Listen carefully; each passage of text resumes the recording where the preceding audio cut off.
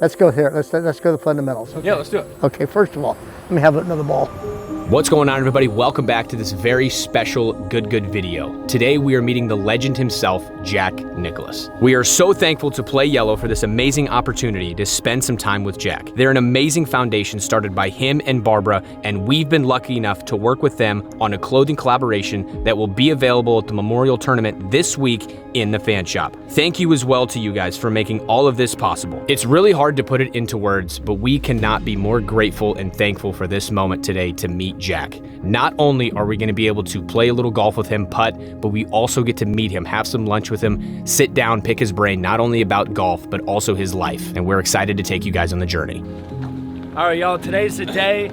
Honestly, kind of a bucket list thing for not just golfers, kind of anybody. Today we're going to not just meet, but actually spend some time with, I'd probably say one of the most admired men in the sporting world, Jack Nicklaus. Yeah. We are going to his course, actually, Muirfield, where his tournament, the Memorial, is hosted. We're going to be putting with him. We're going to do some stuff on the range with him. And last night, all of us were kind of getting together some questions to ask him and do kind of like a podcast vibe. I got one question. I got one question that I'm super excited to ask. I was practicing it, and I'm excited to see Jack's answer to this. So he's got so much history, not only in the game of golf, but just in life itself. And I'm just really excited to kind of dive into obviously some golf-related questions for you guys, but some more of the personal side of things that maybe you didn't get to see on the golf course. You know, maybe some rounds that he had that that weren't on camera, that weren't filmed. That's what I'm interested in. I want to learn about him. Because when it comes to athletes, he might be one of the most philanthropic guys in the whole world of sports with what he's done with his platform and everything, especially with Play Yellow, the tournament. I know him and Colonel Rooney have a great relationship and do a lot of stuff for the vets as well. I don't know, he's just the embodiment of someone who took his success and his platform and used it to serve others and help others. So I'm really excited to learn about that. We seem pretty chill about it now, but like when we got the news we were filming with Jack, it was kind of just elation in the whole room. We were all like, wow, this is an amazing opportunity. I'm very excited. Yeah, me too. It's gonna be a blast. But yeah, like Bubby said, we've all hopefully got some good questions to ask him. Yeah, we'll see you guys there, I guess. Let's do it.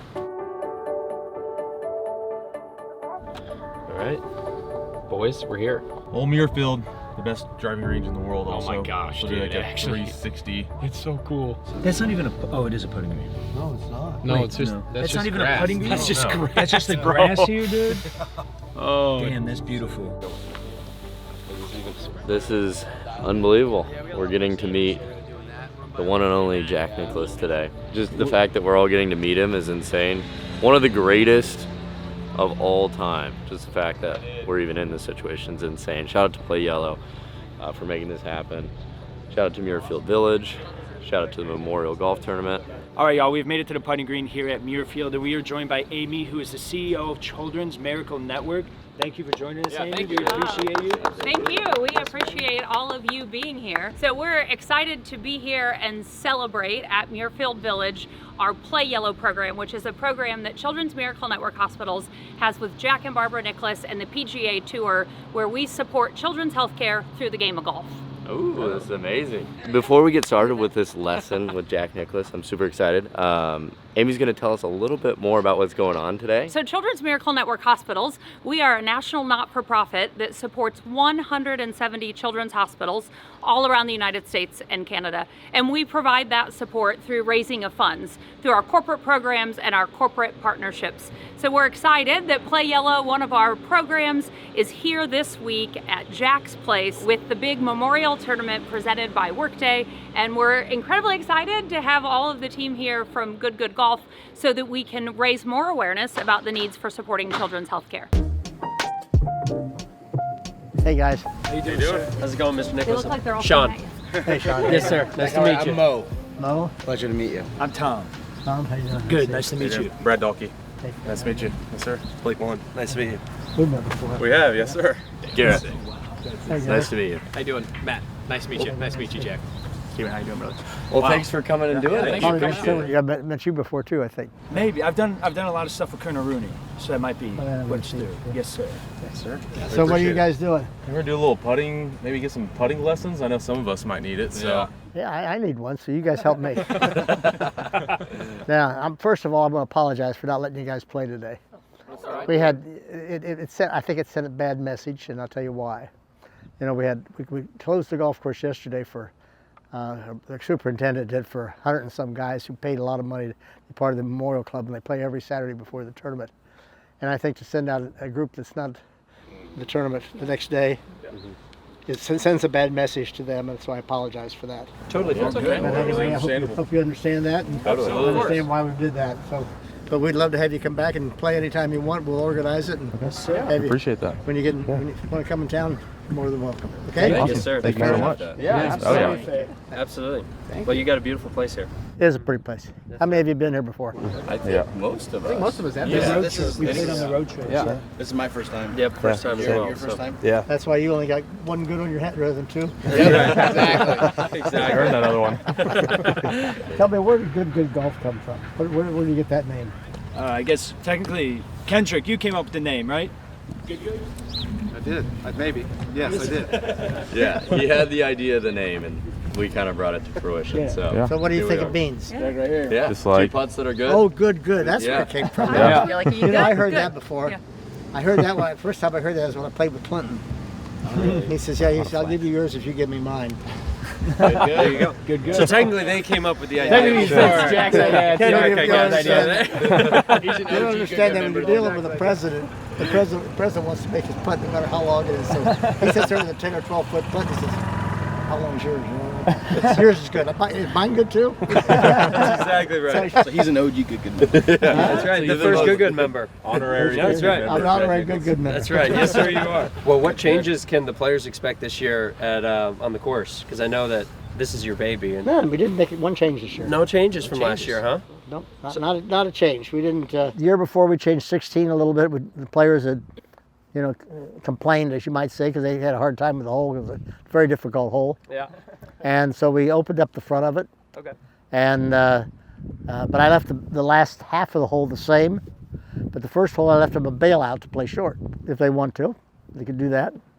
And 17 we had some extra yardage there, so we went ahead and took the yardage, but we also tied it into a tee that was shorter, so if we had wind conditions were such that I got you. we could do that. That makes sense. But that's the only changes we made, and we didn't make anything this year. Well, I'm sure Scotty's gonna be happy to hear that. Yeah, he played very well last year. Played very well last year. He had a good round yesterday, didn't Yeah. Mm-hmm. Yeah, 600. 600. he? He's a contention. Yeah. He's always- 5 back or so, but that's He's always at 600. That's for contention him. for That's not. Scotty. Yeah, that's not out of the grass for him. So. Well, Jack, real quick question for you. Obviously, we're here with Play Yellow. I think a lot of us guys would be very curious to know, like, what inspired you and Barbara to start Play Yellow. Oh, I mean, I don't know if you know the story or not, so I'll just tell you the story. Yeah. It started back about, I'd say probably 67 or 8. And our minister's son contracted Ewing sarcoma.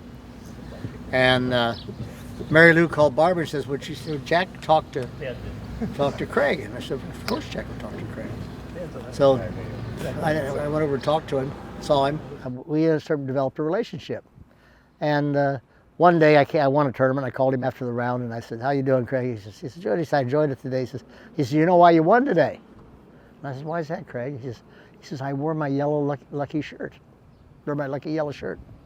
And I said, well, that's fantastic. I said, well, if Craig can wear a yellow shirt for me, I can wear a yellow shirt for him. So for many years, I wore a yellow shirt on Sunday. And then the Masters in '86, I was just sort of rummaging through my suitcase looking for a shirt, what to wear. And I saw this yellow shirt, and I turned to Barbara, I said, Barbara, what do you think? She says, go for it, Craig would love it. I wore the yellow shirt on Sunday. So after that, and I won Masters, then we had to tell the story. So I told the story, and then we did some small stuff with Play Yellow type things.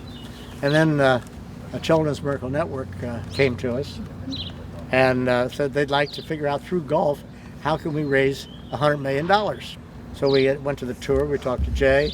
We said we would like to raise it, but we'd raise it in each of the towns that we had events in, but we wouldn't let it leave the town. In other words, if it was raised in Omaha, Nebraska, it would stay in Omaha, Nebraska. Mm-hmm. Cool. Very cool. And the tour said absolutely. So they got on board. And so there was quite a few things, and a lot of the manufacturers stepped onto it.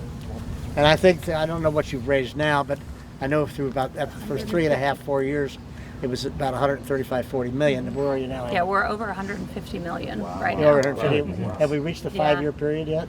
Just past 5 years, yeah. So the goal was 100 million in 5 years, and Now we're 150 million. So Wow. and I don't think that's stopping. We're not stopping. Oh no, we doubled from 23 to 24. We doubled the amount of raise that we in 1 year. And I think, as Jack mentioned, the idea that the money raised locally stays locally. That's how all of our programs work.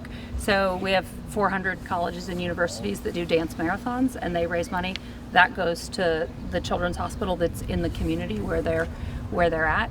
Same thing if you go to a Dairy Queen, a Marriott, a Walmart, a Costco, Ace Hardware, any of our partners, and they say, do you want to give your 48 cents and change? That goes directly back to the local community that you're in. That's awesome. So it doesn't go to a corporate headquarters to get redistributed. So we often say money raised locally stays locally and helps the kids right in that community. And you guys here, you're gonna promote the devil out of us. So we've got Exactly. You're gonna take it the next week to 200 million, right? Yes, sir. We're going to do our We're gonna put best. that right on your back, right? Yes, sir. Exactly. So Yeah. Well, I'm not a tech guy, so and what you guys do, I wouldn't have a clue. So I mean, if somebody asked me how to bring you guys up, I wouldn't. Hey, that's okay. That's all right. I wouldn't have any idea. But that's beside the point. Yeah. Your audience is a heck of a lot younger than I am. you want to get some putting lessons, guys? Yeah. I mean, you've got them here. Looks like you guys have been endorsed by some putting company. That's right. Just a little bit, yeah. What is A it? little bit of What's Callaway the name? Odyssey. These are, huh? I've never seen one of these. That's the good Callaway. You got this grip and this putter. And jeez. You actually use a golf ball with it? We do. Here we go. Right here. Callaway, is that Little Callaway, yes, sir. That's right. Yes, sir. Let me see what kind of putt am I going to hold. Well, that's a good lesson right off the bat, is what kind of putt am I going to hold? Yeah, you got to hit it. Well, I don't know. I never hit one of these things before. That's right. That should break a little right, shouldn't it? I'd say so. Here you go. Oh, it didn't break right. Oh, broke. Can't hit Tell you what, I have a shorter putter here if you want it. If you want a shorter putter. And that's it. That's really long. He plays with a 29-inch putter.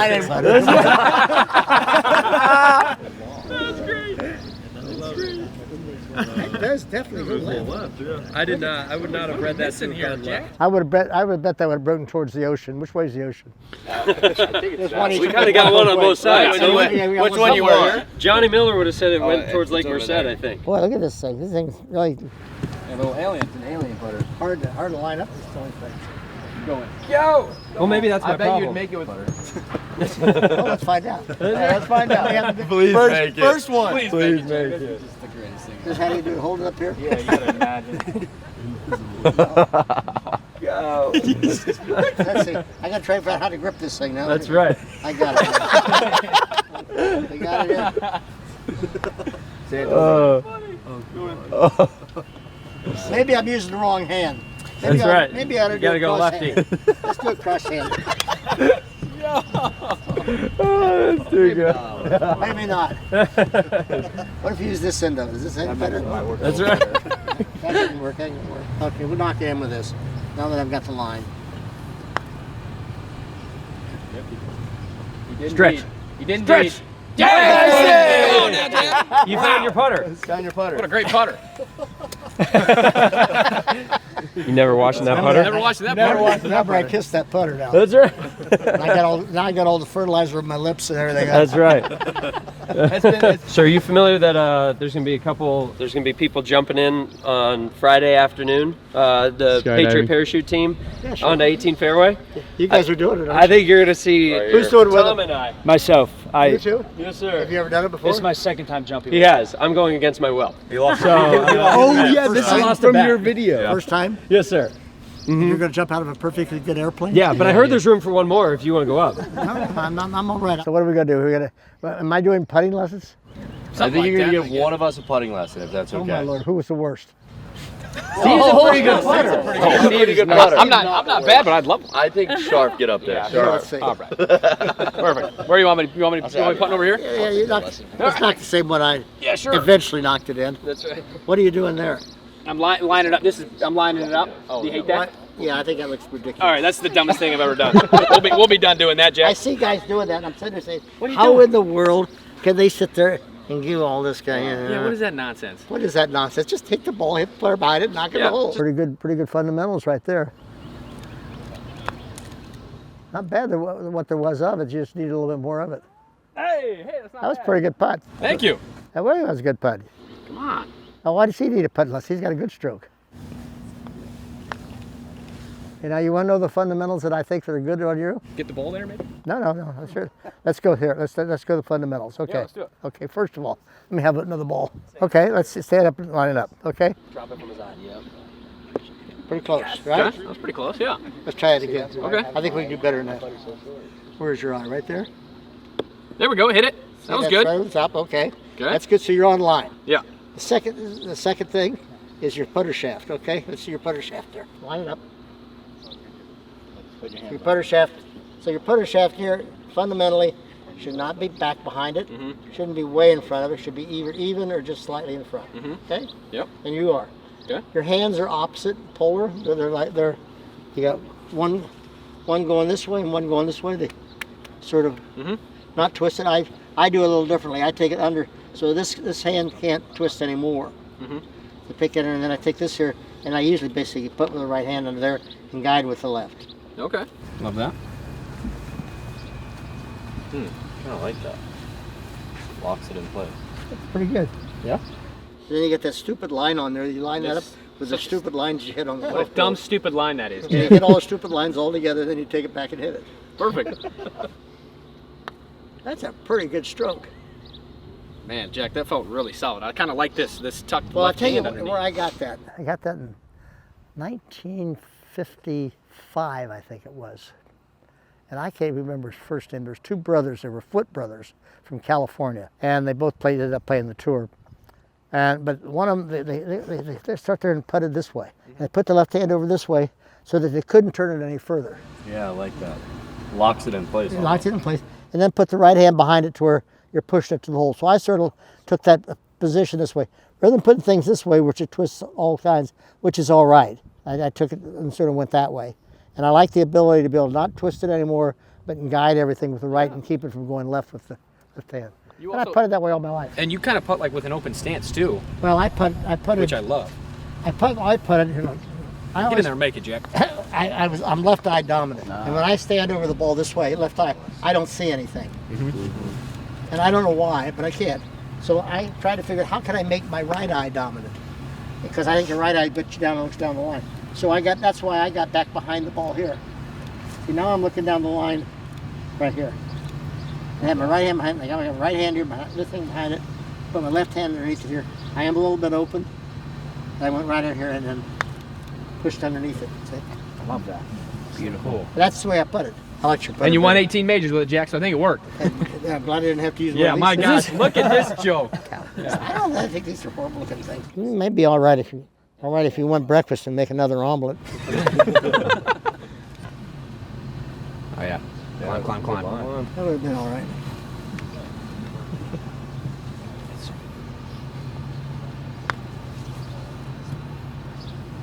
Anyway, that's a really tough putt. Yeah, it is. Do you have any idea how fast you were swinging it back in your prime? How fast you were? Yeah, Oh, they never measured it. Do you have any guesses, or do you mean compared to like guys today? And I would take a B, pretty much equivalent to. But I was the longest on tour when I played. Well, here you guys have seen my money clip before, haven't you? No. I don't think so. Boop. That money clip I won in 1963. Oh wow. PGA Championship. Still using, going strong. Wow. Driving contest. It says here. It says driving distance. I think it says driving distance winner. Yeah, it It's does. almost That's cool. 341 yards, 17 inches. Wow. 341? That's like 550 today. 351 yards, 17 inches. a wooden golf club. A wooden golf club. 11.5 degree, 1945 Tommy Armour driver with a dynamic S shaft and a red fiber insert. Do you think you would have hit it a lot further with today's equipment? About 50. 50 yards. 50 yards further. Yeah, I think that's the difference what the golf ball is. About 50 yards what it was when I played. Wow. Wow. You think it's more the golf ball and less of the club? Well, I think that the golf ball. I mean, if you ever tried to take that golf club that I used and hit today's golf ball with it, you can hit it about 150 yards. That's funny. Doesn't have there's no trampoline effect or anything else. So the combination, once they changed the composite golf, the golf ball from 1930, let's say, till 1995, increased about 5 to 7 yards because of the quality of how the manufacturer made it. From 1995 to 2005, before they finally put some kind of line in the sand, is when it increased another 50 yards. So that's 50 yards in 10 years. So I sort of liken it to the old British small ball that we used to play. And I hit that 50 yards further than I hit the other one. I mean, it was just unbelievable how far we hit it. Oh, we loved playing it. It was fun to play. But it just courses, you just destroyed golf courses with it. I go back to 1964, because we played the small ball then, at the British Open at St. Andrews. Now, at the 18th hole, we used to play a longer tee there. You know, they can walk off the 17th green now, and the tee is right there. Well, there's a tee back over to the left, back about 25 yards. And that's where we used to play. We played there. In 64, I drove it on the green the first round there with the driver. And then I drove it on the green the next 3 rounds with the three-wood. Oh my God. Jeez. But that's how far the ball went, comparatively speaking. It was a big difference. But you asked me what my ball speed probably was. I would guess my club head speed was somewhere in 25 or 30, I suppose. Mm-hmm. Ball speed, I don't know, 190, I suppose. I don't know. I have no idea. Yeah, I'm just guessing, because that's sort of comparable to what's today. Yeah, for sure. I think what are the top guys? 125 or 30? The longest hitters, 20. 130 club, probably. Yeah, Bryson, he's... Yeah. Bryson about 130 is that what he is? I think so. Yeah. What about 190 balls? 195 about, he's right around 195? Yeah. He's long. He actually controls the ball quite well with what he does. Yeah, I actually am very, very impressed with what he does. Took himself, transformed his body, done a pretty nice job of learning how to continue to control the ball. All the same length shafts, upright. He does a nice job. He's, the mad scientist did got it right. Prevailed. He did. He did a nice job. Well, I got another question for you, Jack, if you don't mind. Oh, sure. Was there ever a moment in your golf career when you were playing that you ever stopped and asked yourself, like, is this for me? Well, I played all sports. And I eliminated all the other sports by process of elimination, really. I mean, I played quarterback, and my hands weren't big enough. When the ball got wet, I had trouble keep it, I wanted to pass it. Basketball, I was recruited at Ohio State for basketball. And, but I knew that I wasn't tall enough or quick enough to really play.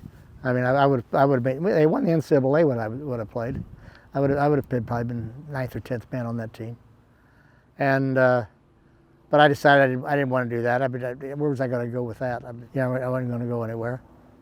Baseball was probably my best sport, but to get 15 guys to come out in the middle of the summer to a dry park and try to wait for those guys, they never showed up anyway. I could go to the golf course at 8 o'clock in the morning. In those days we had to tee off before 8 o'clock at Scioto. And so I'd get up in the morning, I'd walk I walked to the golf course about from here to the 10th green. I walked through a backyard of some folks that I never met. They never said one word to me ever, never objected. Their house was on the 4th tee at Scioto. And I was oblivious to doing what I did. But I went right through their backyard every day. Can you imagine doing that today? No. Yeah, that's incredible. I mean, seriously. And they must have been very nice people. They must have realized that here's this kid, he's not hurting anybody, and they said, fine. But anyway, I did that. I go out, and I hit off the 4th hole, the par 3, hit a tee shot on 5, go play the 9th hole, and get to the first tee before 8 o'clock. So I could do that, and I would play in the morning, come in, and then the juniors couldn't play again until after 4 o'clock. So I'd go, play golf, and go see Jack Grout for most of the rest of the afternoon, and then go back up and play another 18 in the afternoon. And then that's why I ended up gravitating to golf. It's something that I could do. You asked me, if you ever think that there was something else? Well, did I think about those other sports? Sure, I love those other sports. But I also knew that I would never be as good at those other sports as I could have been at golf. That's why I gravitated there. So I didn't have any what ifs. Yeah. I was very lucky. A lot of guys have a what if. Yeah. And I feel very blessed that I never had that. If I hadn't played golf, I'd probably been a baseball player. I was a switch hitting catcher. And that was probably my best position. I was probably good at that. But that's, my dad was a good athlete. My dad played football, basketball, and baseball at Ohio State. Mm-hmm. And he played pro football, and he started the golf team at his high school. He also was city tennis champion. So my dad was a really good athlete. Hey, wow, that's awesome. Good genes. Great genes. I hope some of it rubbed off, but anyway, he was a really good athlete, and so and he loved sports. He loved his son, and he introduced me to everything. We went and played everything together, and we used to go and we had 2 trees out in the lot next to us, and we used to learn how to kick extra points and field goals through there. Punting the football out there, and throwing and shooting hoops at the backyard. I did all that with him. Yeah, that's awesome. I did the same thing with my kids. I was never a gym rat. I hated the gym, and I ran, but I went to football practice where my kids play football. And I used to go throw to receivers, kick with the kickers, and used to go to. I did at Ohio State too when Woody was coaching. Used to go kick with the kickers. I used to go to they never had enough kids to really have many scrimmages, so I used to go scrimmage with the basketball team, and then used to pitch batting practice when baseball came around. So I was a junkie, same as you guys are. You guys are all golf junkies. I was a sports junkie. That's what I was, and I loved it. I still love it. I'm a golf nut. I mean, I sit there and watch. I know nothing about hockey. Don't even care about hockey. Sit there and watched every second of the Panther game last night. So I have one question for you, sir. Kind of like looking back through it, was there ever like a certain moment or moments that were like massive, like to you to get to where you are today and instrumental in kind of whether it's in your golf career or you as a person? Is there like a certain moment you hold on to where you're very grateful I for? think probably the biggest moment I ever had was when I met one Barbara Bash. Yeah, of course. Met her during orientation week in college. We met the girl I was dating, was talking to her. They were both presidents of her high school sororities. And I walked up, and Mary, the gal that I was dating, introduced me to Barbara, and it was bye-bye, Mary, see you later, and off Barbara and I went. Not really, but as far as golf goes, I think the most important thing that happened to me is when I made a putt about 8 feet long to win the U.S. Amateur when I was 19, beat Charlie Coe. When I made that putt, it proved to me that I could do what I needed to do when I had to do it. And from then on, I said, well, I've done this before. I need to do it to be able to do it again. And sure, yeah, I mean, you go through times where the next year, I think I probably should have won the U.S. Open the next year until I looked at the leaderboard when I got done with 12 holes in the last round. I was 5 under par. And there was Palmer 4 under. Hogan 4 under, Kroll 4 under, Cherry 4 under, Fleck 4 under. All the names are on the leaderboard. And I went down the 13th hole and I hit it at about 12 feet. And I was playing with Hogan. I hit my first putt about that far by the hole. And I had a ball mark, or a big spike mark sticking up, with a ball mark in it. And I didn't have the presence, I was too nervous as a young kid to even think that I could fix it. I didn't ask. I mean, I knew it. After I knew it, done with it, I knew I could fix it. But I didn't have the presence to, if you as a 20-year-old kid, a lot of times you don't have that presence. And I didn't, I missed the putt. And then I 3-putted the next green. Par 15 was par 3, then 16 I hit it like this, and missed the putt. 17 I missed about a 12-footer. And then 18 I took 3 from the fringe to lose to Palmer. Now, probably the best thing that ever happened to me. Had I won that tournament, I'd been scratching my ears out here like this. And, so it brought me down to earth, and I said, what did that tell me? Well, it told me that other people have trouble too. Everybody has to learn how to finish. You have to learn, and you learn by your mistakes. And you learn what are the things that teach you. And I always kidded Palmer. I said, well, heck, if I hadn't shot 39 that last 9 holes, Palmer, nobody ever heard of you. He's like, yeah, and if I had 3-putted 13 times at Oakmont, nobody ever heard of you either. So we always had our little back and forth. Arnie and I were very close with that. But anyway, you learn from those things, and so the next time it rolled around, you figure out how to do it and how to finish. But that putted broadboard told me I knew I could finish. Yeah, that's awesome. Thank you. Awesome. How excited are you for Barbara to win this year? It's really neat. I mean, we never even dreamed of Barbara. And Barbara's got received every award there has been in golf, and yet we didn't think about it here. And Gary called me and he says, Dad, he says, has the Captain's Club ever thought about Mom? No, I guess nobody, never been brought up. So I called Charlie Meacham. You know Charlie, who Charlie was, former, he's one of our captains, former commissioner of LPGA. So I talked to Charlie. I said, Charlie, it's been brought up. Gary brought up. This says never. He says, God, he says, never entered my mind either. He says, give me 24 hours. I said, okay.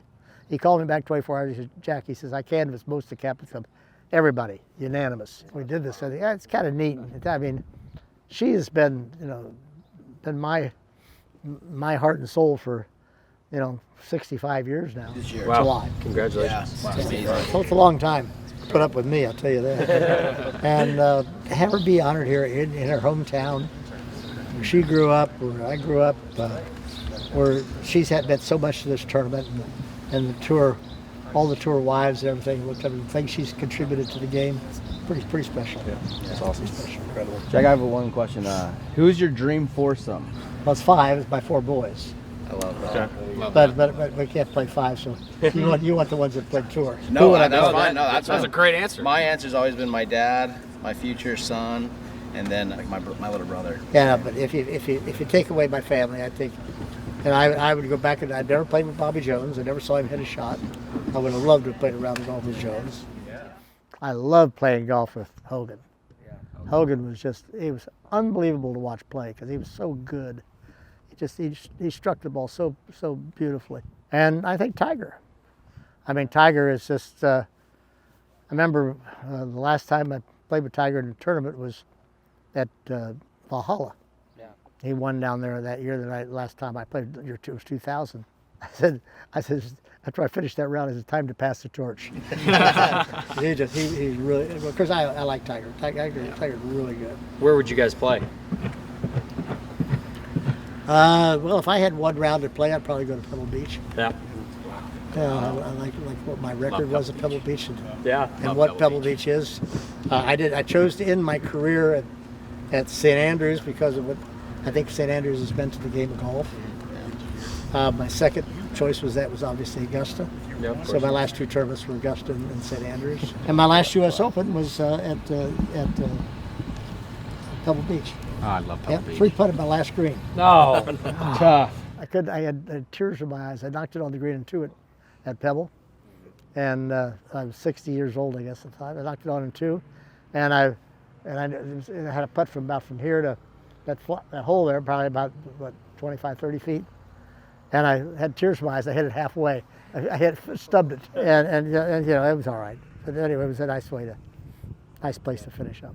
Is there one shot in your career that you ever think back on that you want back?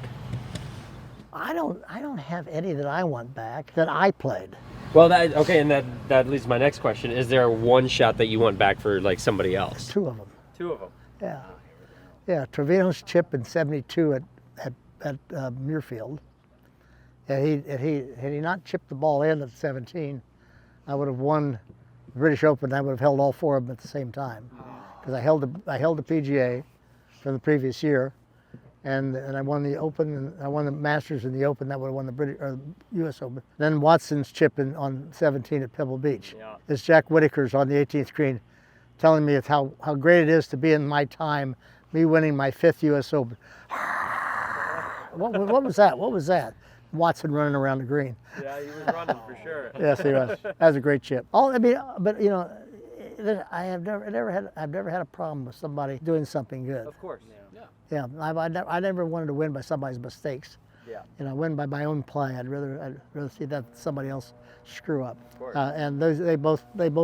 This is 77 at Turnberry. That was one of the great tournaments we ever had. Yeah. Watson and I played. And we both played great. He just played better than I did. He played a shot better. So well done. That's just golf. That's golf. That's golf. It's competition in a game. Yeah. That's what it's all about. Was Sam Sneed kind of like in your era, or was he a little bit before you? I played a lot with Sam. The first time I played with Sam, I was 16 years old. I was playing the Ohio Open in Marietta, Ohio, and I entered in the tournament, and I got asked to play an exhibition with Sam Sneed on Friday of the tournament. And so the Ohio State golf coach was running the tournament, Bob Kepler. And I said, Kep, I got an invitation to play with Sam Sneed on Friday afternoon I said, is there any chance that I can get a late early starting time in the tournament? I'm 16 years old. And he said, absolutely. I think we could probably get that arranged. So I played late on Thursday, shot 76. I shot 70 Friday morning. Got in an airplane. I normally remember the guy's name. But anyway, it was an old E-18 that was old twin-engine tri-gear airplanes. And we flew up to Warren Grimes, his name. Warren flew me up to a band I played with Sam, Pete Dye, and Bob Ross. Wow. Oh, yeah. What a foursome. That's incredible. I don't know Bob or not, but Bob was from Springfield, Ohio, then played in St. Louis. He was pro over in St. Louis. We played, and Sam, I just watched Sam all day. And had fantastic rhythm and the thing, and so forth and so on. So I went back to Marietta that night, and I decided I was going to be Sam Sneed the next day. So I went out and I shot 64 in the morning, won the tournament. Sure. So I won the high open when I was 16 with that. Wow. So 64-72 that day. And my dad always told me, he's like, if you're ever struggling with your swing, just go watch Sam Sneed. Oh, his swing was fantastic. Sam, of course, Sam hated to lose. You knew that. I mean, he just hated to lose. I played Sam in a shell match in 1963 at Pebble Beach, and I holed about a 15-footer or whatever it was at the last hole to beat him. Fuming, the steam was just coming out of his head. When I gave that putt to Jacqueline, he was captain at Birkdale in '69. Sam was so hot that I did that. I mean, it was the right thing to do. And after every captain since then, they've all said, "Oh, absolutely, it was the right thing." He says, "I would hope my player would do the same thing." But that was just Sam. I mean, I played a lot of golf with Sam. We played a lot of practice rounds together. I enjoyed it. We always kidded. And to try to get $5 off of Sam, boy, was that fun. Do you have a Ryder Cup preview? How's it going to look? Year? Yes, sir. I don't know whether Keegan will play or not as captain. He probably won't. Yeah. Certainly qualified to play. I think he's probably he'll make the team. Probably, I would assume. Yeah, he's been playing some golf. Yeah, he's played very well. Both teams are good. Both teams are really good. Should be a good Ryder Cup. Yeah. The Ryder Cups become a competition. Oh yeah. It wasn't a competition. And of course, in '77 when I went to Lord Derby, who was the president of the PGA over there, took Henry Poe with me. I said, Henry, I want to go talk to Lord Derby and see talk about what we did. And that was the year Weiskopf skipped the Ryder Cup to go on a sheep hunt. And guys loved to make the Ryder Cup, but nobody wanted to play the matches. They weren't worth playing because we won every time. And so I went to John and I said, John, I said, you guys now are the European tour. You're no longer Great Britain and Ireland. And I said, why don't you add those guys in? You can bring in a Ballesteros and a Langer. Yeah. And you bring in some really great players and guys there was a couple of Spaniards. And they said, you could bring those guys in and now you get a competition. Competition that beat our rear end most of the time since then. So, yeah. Especially over there. I think it was really good for the Ryder Cup. Yeah. Of course, then we played here in '87, which was the first time that the Europeans won on our soil. I got to be the first captain to lose on U.S. soil. One story I heard inside, they mentioned something about a McDonald's glass that Barbara got you that had a lot of significance to you. Yeah, we at Oak Tree in Oklahoma City. I think we played the PGA there, 87 maybe? I'm from Oklahoma, so yeah. 87, played right? Oak Tree bunch, yep, 87. Yeah, I never cared for Oak Tree particularly. Yeah, that's all right, it's tough. It's tough. And also in the middle of August, they're both hot as the dickens in there. And anyway, I was 47 years old. I hadn't really prepared very well. And I went to the tournament and missed the cut. And the only thing worse about missing the cut is having to stay around the weekend. I was working for ABC at the time, is to have to stand around and talk about all the other guys played over the weekend. I didn't enjoy that a lot. So anyway, the night I missed the cut, Michael was with us, and Barbara and Michael went down. Why I didn't go, I don't remember. But they went down to McDonald's and got a hamburger. And Barbara brought back the next morning, I had a cup of orange juice sitting on my table with this little sippy cup she got from McDonald's. There is no excuse for not being properly prepared. I still have that cup at home. Oh yeah, absolutely. Well, there isn't any excuse. Yeah, I mean, if you're properly prepared and you get beat, that's okay. But if you haven't bothered to prepare and you get beat, you deserve it. You still have that cup? I still have, absolutely. That's amazing. Well, I think we were going to do lunch. Do we want to go up there, grab some lunch, maybe a milkshake? Whatever you guys want. All right, beautiful. You guys got what you need here? Yes, sir. I think so. Thank you so much. Appreciate the time. Oh, sure. Hey, my pleasure. I'm not doing anything. Again, I apologize for. We wanted to give you a gift. This is our merchandise with the Play Yellow logo as well as the Good logo as well. Well, thanks, guys. Absolutely. Thank you so much for coming. Man, that's heavy. That's right, we got you. It's a good What haul. you got in there? You got some golf balls or something? I think it's all the apparel, no golf There's a balls. hoodie in there. Wow. It's probably a little heavy. Yeah, it's probably the hoodie. Yeah, it's pretty golf shirts. That's Absolutely. pretty good there. Yes, sir. Yeah. Thank you. Well, you guys are welcome back anytime you want to come. Appreciate it. Thank you. You know that. Thank you so much. Nice. I enjoyed the conversation. Yeah. Thanks for talking. Yeah, actually, you guys actually came up with some intelligent questions. I don't think a lot of people know, but at American Dunes, you took on the whole renovation pro bono. Like you did it, you handled the design and everything, and you offered your services for free. It's not really a question. Yeah. It's just something amazing that you did that at American Dunes for Folds of Honor. I and would do that. yeah, it's just they speak so highly of you out there. It was amazing, the job. I, everything. I love Dan Rooney. I Yes. think Dan's done a great job, and what he wanted to do in his program. Yeah, I'd been chairman of a Patriot Day for, gosh, I don't know, 10 years prior to that. But anyway, Dan came to me and he was nervous as could be about asking me if I would help do American Dunes. And he started going through his spiel, and I said, Dan, you don't need to do his spiel. I'm in. Man, I got it. I'll do We're it. done. We're Easy done. sell there. Yeah. Easy.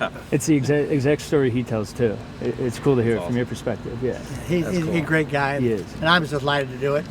I took out about 2,000 trees. Oh, because I played it when it was still Grand Haven Golf Club as a kid. I grew up playing there some, and Sure. I mean the renovation. I saw it from above too, because I jumped in with the Patriot Parachute team. It looks beautiful every way around. Yeah, Yeah, well, we it took was out about 2,000. amazing. Then Mother Nature took out about another 500. Really? Yeah, but with a big storm came through. With a lot of the Oh, trees wow. that weren't protected that we had left open. And so basically we left the perimeter trees at a few odd spots within the golf course. But mostly the golf course is, was all sand, which is what he said in it. He'd already named it American Dunes before I got there. So we got to find the dunes. Ready for a milkshake, huh? Yeah, man, dude. I've been thinking about that milkshake since I got here, Jack. Love it. Okay, guys. Well, thank you so much. Yeah, thank Sure, you. my Jack. pleasure. Good. We'll go appreciate it. upstairs.